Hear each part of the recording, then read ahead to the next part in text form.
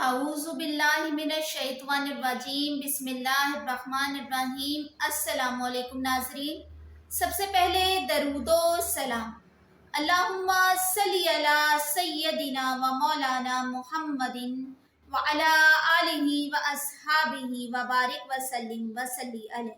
ناظرین، خواب تو ہر انسان کو آتے ہیں اور خواب کی تعبیر جاننے کا تجسس بھی ہر انسان کو ہوتا ہے، تو آپ اپنے خواب کی تعبیر جاننے کے لیے ہمارے چینل خواب اور تعبیر کو سبسکرائب کر لیں، کیونکہ ہم ڈیلی خوابوں کی تعبیر لے کر آتے ہیں۔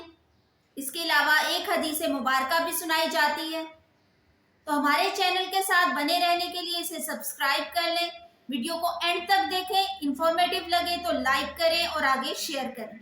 ناظرین، آج ہم بات کر رہے ہیں خواب میں عبادت کرتے ہوئے دیکھنا کی سچی تعبیر۔ اگر صاحب خواب نے خود کو عبادت کرتے ہوئے دیکھا ہے تو خیر و برکت اور بزرگی کی علامت ہے۔ عبادت ناپاک جگہ پر کرتے ہوئے دیکھا ہے تو ذلیل و خوار ہو، پریشانی اور ہلاکت اٹھانے کی تعبیر ہے۔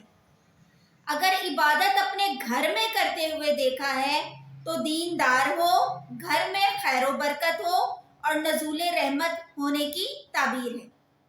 اگر عبادت بے وقت کرتے ہوئے دیکھا ہے تو بے دین ہو، ریاکار ہو، ذلت و خواری اٹھانے کی تعبیر ہے۔